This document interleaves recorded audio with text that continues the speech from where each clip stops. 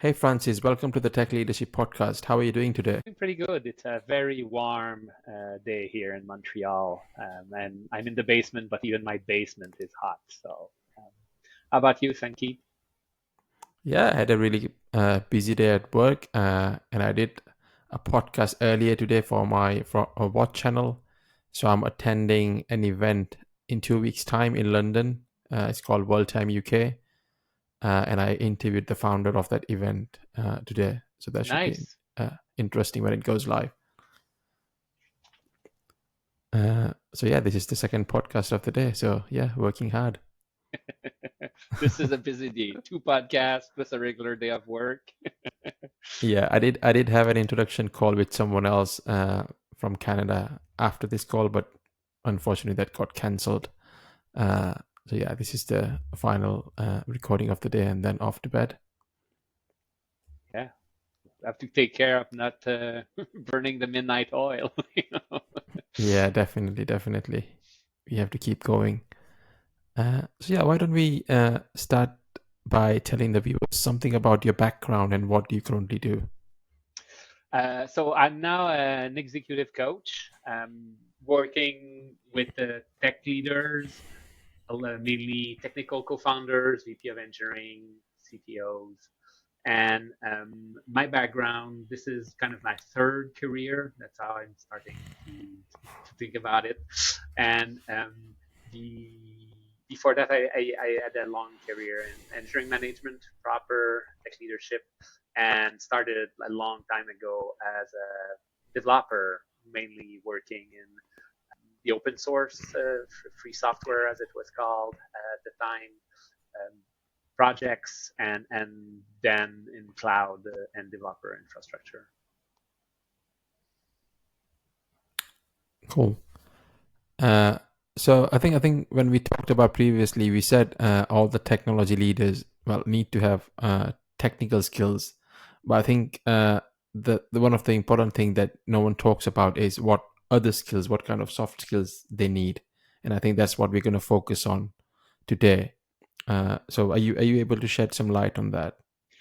Yes, I mean, maybe this is totally true, and to me, I realized this first time I became an engineering manager, which I mean, this was not something I was thinking about or anything like that. Um, Actually, the story goes that I was actually on parental leave, and then my manager, this was at Canonical, so the company that does the Ubuntu operating system, Linux distribution. My manager left a voicemail on my answering machine while I was on leave. We were actually traveling in Europe at the time, saying, "Hey, call me back." And then when I called him back, said, "We're thinking about creating teams, so sub teams, and you think you'd be a good team lead for one. Are you interested?" Yes. I didn't know at all what I Why was not? saying yes to. Yeah, it was okay. I trust him. I mean, I trust you. You think this would be a good, I would be a good fit for that? Why not? And um, rapidly realized this was a totally different job, than being a software engineer. Fortunately, I had good mentorship, and I think this is really crucial if you're interested in technical leadership. Find mentors. Fortunately, the mentors came to me. I mean, my manager um, was a good mentor, and there was also another colleague, a peer, who had managed in the past and had done this. So sent gave me some tips, resources, books to read, and realized that most of the job is not about programming or understanding. I mean, this is still useful, but when you're leading a team, um, there's a lot about leading people, on connecting with people. It's a people job, Yeah. in a way. And then you need all the skills that make you good at interacting with other humans. And um, and um, these skills are not taught in school. If you go through a traditional CS degree, or even like my background is actually not academic background, was not in computer science, but I did sociology, so which is a humanities. And even then, in humanities, they don't teach you the skills to be a good human. So Yeah. if you are lucky to have like a great family context, then maybe you have like a knack for it. But for most of us, regular uh, learning to operate in teams and have positive relationship with everyone is not necessarily giving like tough feedback when it's needed. Um, it, these are not something. I mean, these are skills that can be developed. So yeah, Yeah. and this is what is going to make or break you as a leader.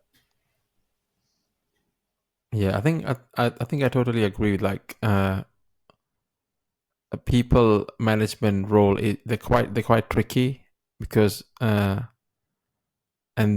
that can't be taught in any college or any university.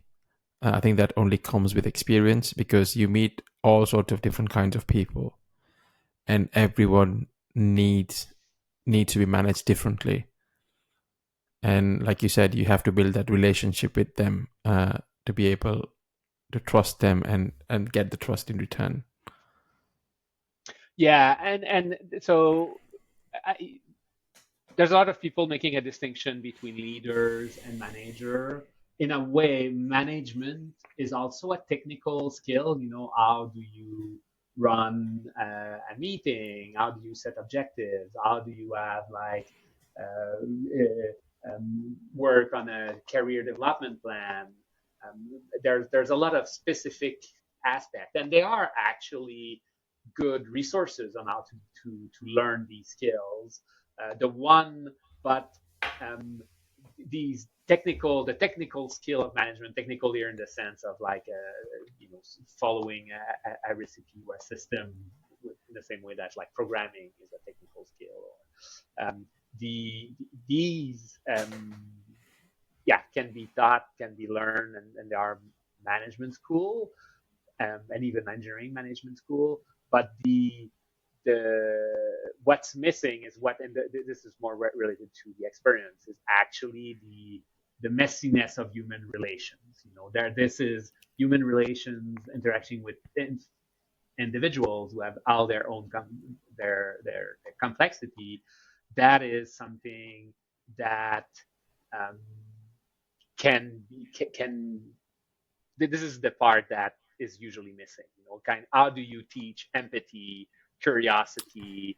Um, it's really, these are experiential skills, so they needs to be learned sometimes on the job. I mean, there are workshops that works well to kind of give you a taste of all these skills, what they are, and how to develop them and lean into them. But yeah, most of it usually comes from experience and even more importantly, reflecting on the experience, because that's how we kind of develop and learn, through reflection, feedback, and such things. Yeah, I think in the people management role, I think the feedback loop, especially the constructive feedback loop, is really important to give the feedback at the right time, in the right way, so the, your team members don't feel like that they're getting told off or uh, they're getting blamed for something. You have to be really careful with how you convey the feedback to them, so it's more constructive rather than a negative feedback.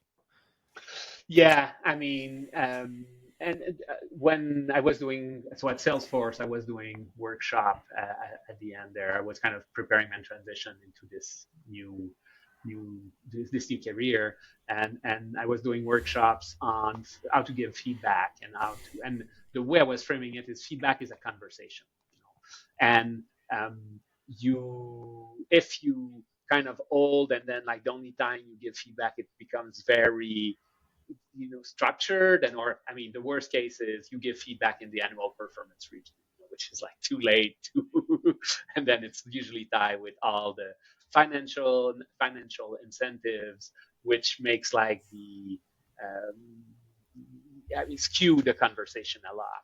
Whereas if you have like a continuous conversation with your people on your team, then both on what's working and what's not working, then it's not so much a big deal. It kind of, hey, this is just one piece of information that's coming, and there will be another one coming, because we are talking and giving each other feedback regularly throughout the week, not once every 6 months, or Yeah.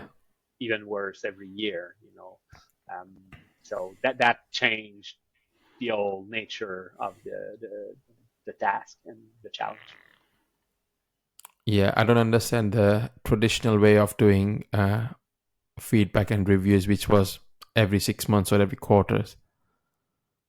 Yeah, Because by the time you're reviewing in 6 months, you're not going to remember everything, and no one's going to keep a note of everything.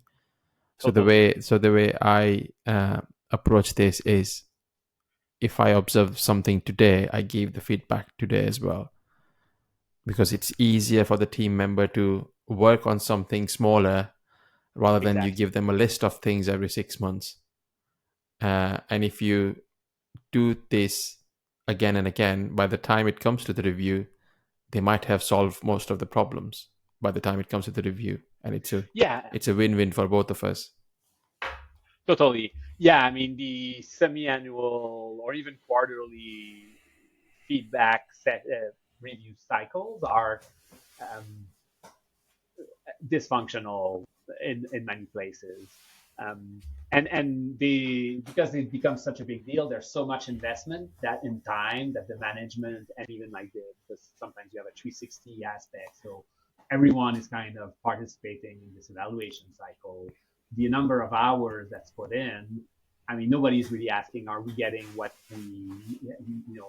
are we getting a return on this investment? It's kind of, I work with some clients who are on a quarterly cycles, and their cycle is basically the first 2 weeks they're all kind of planning for the cycle, and the last 2 weeks they're all like working on the performance evaluation. So that's kind of like 1 month every 3 months, 30% of your time, which is invested in kind of questionable value. Yeah, Are you getting really that return on this like big band planning every quarter and performance evaluation every quarter? I asking the question is kind of answering it.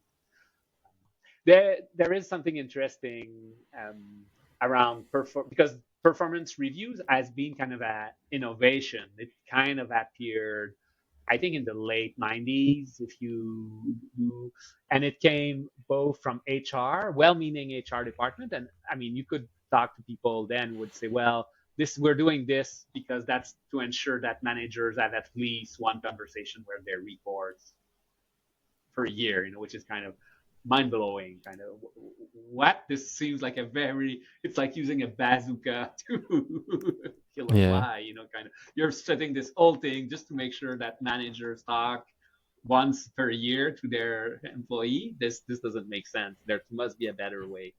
And then it became an industry. Basically you had like consultants selling review cycle, and then because such big company was doing it, everybody started copying it, and then that's how we ended up in the 2000s, and now that's continuing with these best practice evaluation systems, which are kind of cookie cut, and um, I mean, it's a lucrative business for people making these systems, but yeah, is it really what we need? No. yeah. I think most of the companies see that, or that's my opinion anyway, that most of the companies do the yearly reviews as a tick box exercise, Yeah. because the real measure of review or feedback would be the team member growing as a result of that. But if you are doing that again and again and no one in your team is growing, then you're failing at that process. Because the whole point of doing the performance review and salary review and stuff like that, so people are actually progressing in that career.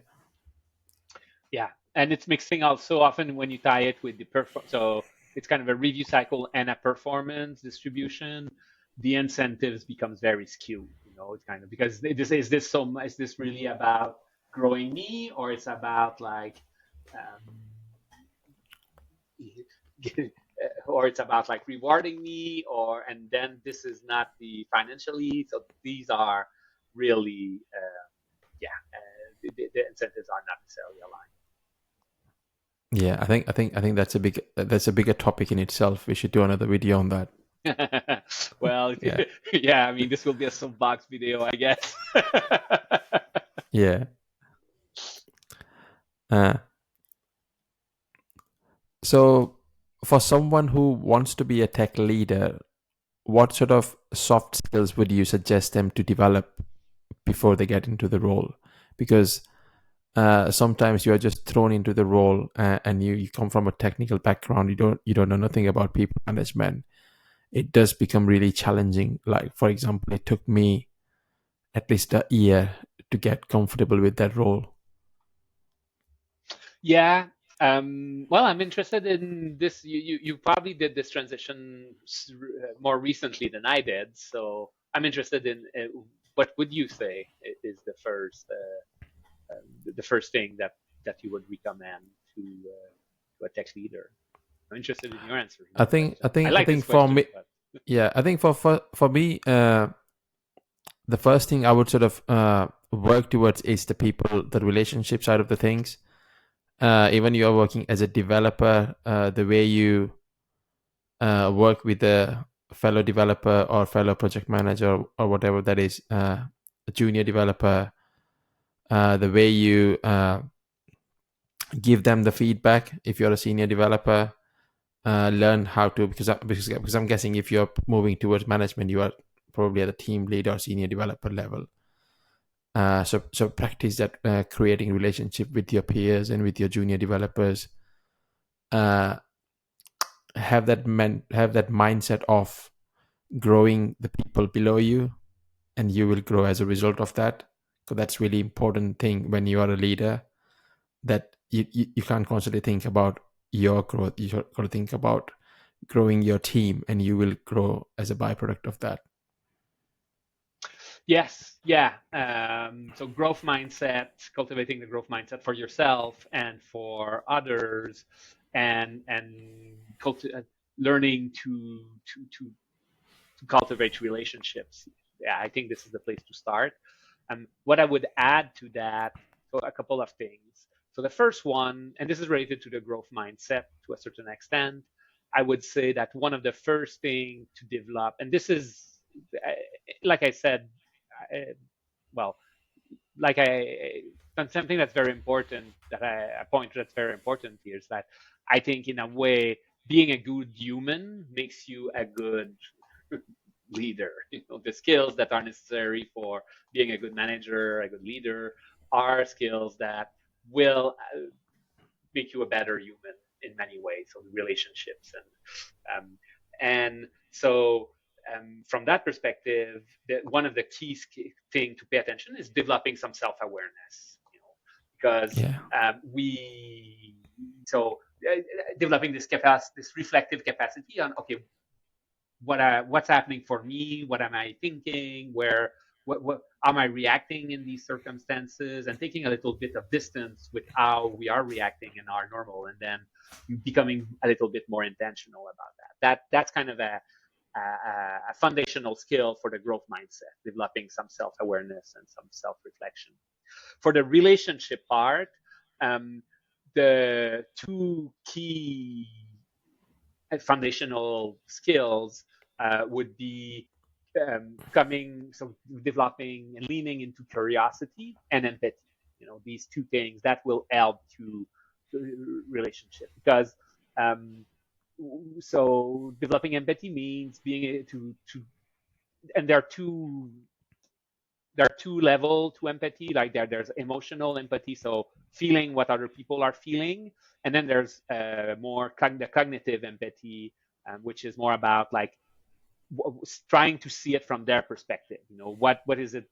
What are their mindset? What is driving them? That sorts of thing, which are not necessarily something the emotional resonance. And actually, the cognitive empathy, I feel that was my journey. I don't know how generalizable is that, but the hypothesis being, um, in engineering software, we're very kind of cognitive oriented, problem solving. We live in the rational mind or the Yeah. technical mind. So actually, this is we putting ourselves from in the perspective from the other is something that's might be more accessible than how are they feeling in that situation. Um, I know this was my journey, and in a way, kind of how am I feeling? if I if coming to this with the more self awareness of how we're feeling, then that unlocks or at least unlock Yeah. for me the emotional empathy. And when you're able to tap into empathy, then um, there's just more. I mean, you don't show up in the same way and treat people. Um, as object or tools in your scheme.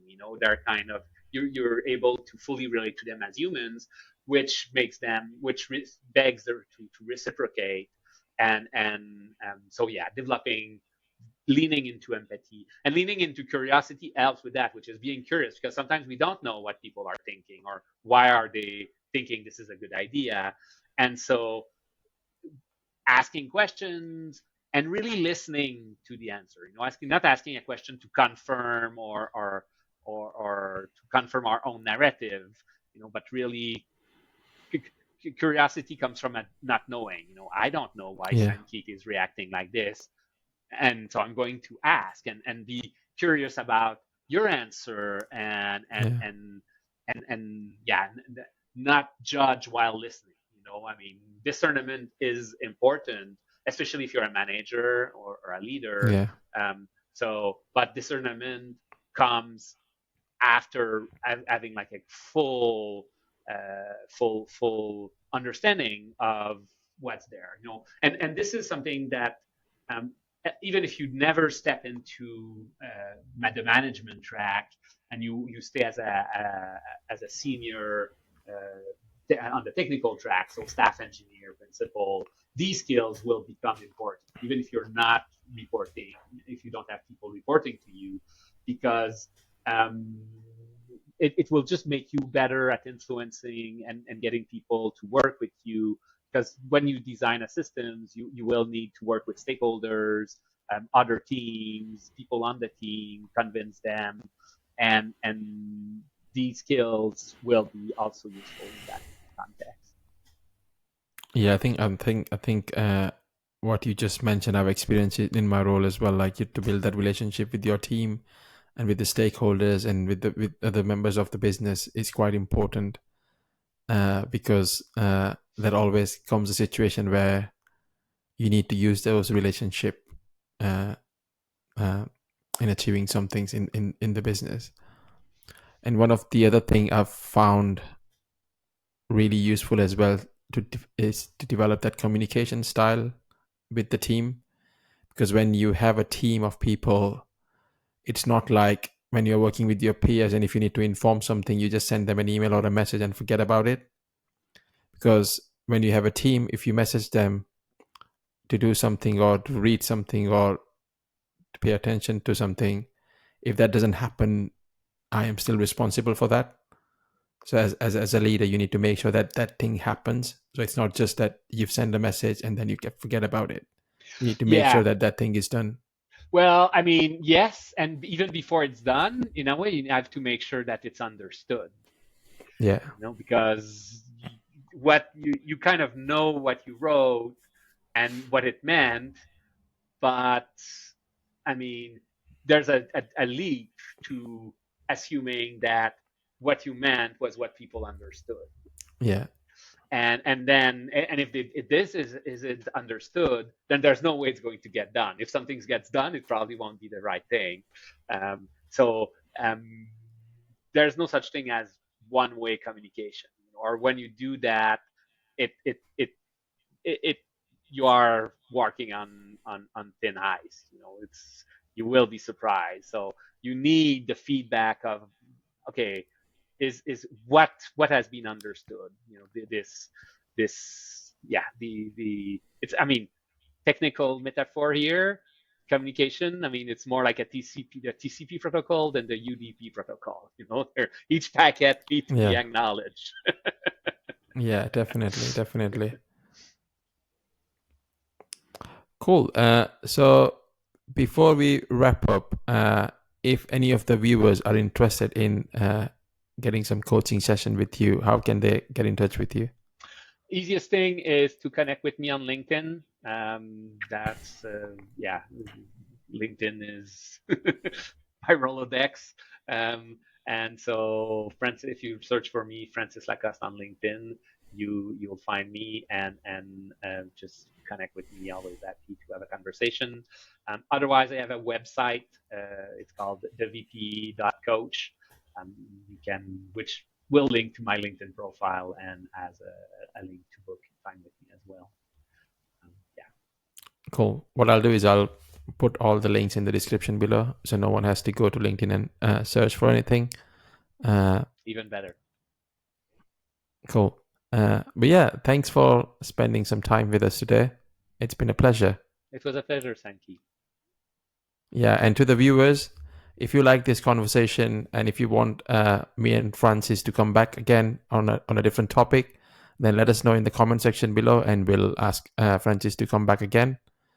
And if you like videos like this, then make sure you're subscribed to the channel and share this video with someone who would be interested in knowing about what skills do you need to be a tech leader. Until next time, thanks for watching.